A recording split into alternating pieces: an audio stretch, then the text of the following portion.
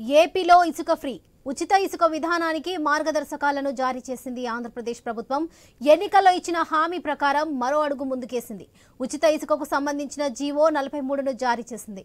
2019లో గత ప్రభుత్వం అమల్లోకి తెచ్చిన విధానాలకు మంగళం పాడింది. కొత్తగా సమగ్ర విధానం వచ్చే వరకు మధ్యంతర ఆదేశాల ప్రకారం ఏపీలో ఇక వినియోగదారులకు ఉచితంగానే ఇసుక అందనుంది.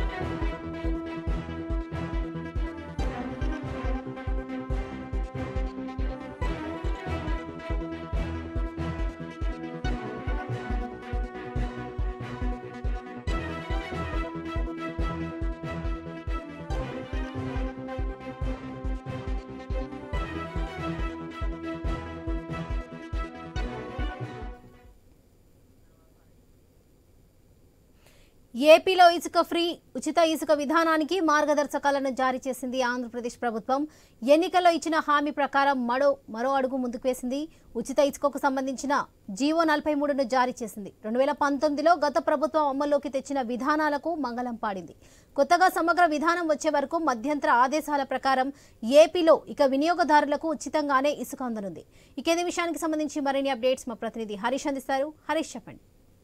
వరలక్ష్మి, జీవో నంబర్ 43 ద్వారా ఏపీలో ఇసుక విధానానికి సంబంధించినటువంటి వివరాలను ప్రభుత్వం ప్రకటించింది. ఎన్నికల సమయంలో ఏదైతే హామీ ఇచ్చారో పూర్తిగా ఇసుకని అందరికీ అందుబాటులోకి తీసుకొస్తాం, ఉచితంగా ఇసుకను అందజేస్తామని చెప్పి ఇచ్చినటువంటి హామీ మేరకు ప్రత్యేకమైనటువంటి దృష్టి సారించింది ప్రభుత్వం. ఈ రోజు నుంచి ఎక్కడెక్కడైతే డంపింగ్ యార్డ్స్, స్టాక్ యార్డ్స్ ఉన్నాయో ఆ స్టాక్ యార్డ్స్ లో ఉన్నటువంటి ఇసుకని ఉచితంగా పంపిణీ చేస్తూ ప్రభుత్వం ఆదేశాలు ఇప్పటికే జారీ చేసింది. ఇక ఇదే రోజు నుంచి ఇసుకకి సంబంధించినటువంటి మార్గదర్శకాలను కూడా జారీ చేసింది. ఇందుకు సంబంధించినటువంటి ప్రభుత్వ ఆదేశాల ప్రకారం జీవో 43ని కూడా విడుదల చేసినటువంటి సిచ్యువేషన్. గతంలో ఉన్నటువంటి ఇసుక పాలసీ ఏదైతే ఉందో ఆ ఇసుక పాలసీని పూర్తిగా రద్దు చేసింది. ఇప్పుడు నూతనమైనటువంటి మార్గదర్శకాలతో ఇసుకని పూర్తిగా అందరికీ అందుబాటులోకి తీసుకొచ్చే విధంగా, అందరికీ ఆమోదయోగ్యంగా ఉండే విధంగా ఇసుక వరకు అందుబాటులో ఉంచుతామని చెప్పి ప్రభుత్వం ఇచ్చినటువంటి హామీ ఏదైతే ఉందో హామీలో భాగంగానే ఇసుకకు సంబంధించినటువంటి అంశం పైన ప్రత్యేకమైనటువంటి ఫోకస్ పెట్టింది. ఎందుకంటే ఇసుకని కనుక అందుబాటులోకి తీసుకొస్తే కనుక ఉపాధి అవకాశాలు పెరుగుతాయి, ఉద్యోగ అవకాశాలు పెరుగుతాయి, నిర్మాణ రంగం ఊపందుకుంటుంది. కాబట్టి ఇందుకు సంబంధించినటువంటి అంశాలపైన ప్రభుత్వం దృష్టి సారించింది. అటు ఖజానా పైన కొంతవరకు ప్రభావం ఉన్నప్పటికీ కూడా, భారం ఉన్నప్పటికీ కూడా ఎటువంటి ఇబ్బందులు లేకుండా సామాన్యులందరికీ ఇసుక అందించడానికి ముందుకు రావాలన్నటువంటి ఉద్దేశంతో ఒకవైపు రాజధాని సంబంధించినటువంటి నిర్మాణ పనులు, రాజధాని కేంద్రంగా చేసుకొని జరిగేటువంటి పనులు, వీటన్నిటిని దృష్టిలో పెట్టుకుని ప్రభుత్వం నూతన జీవోను జారీ చేసినట్లుగా స్పష్టమవుతోంది. Varalakshmi. Right Harish, thank you.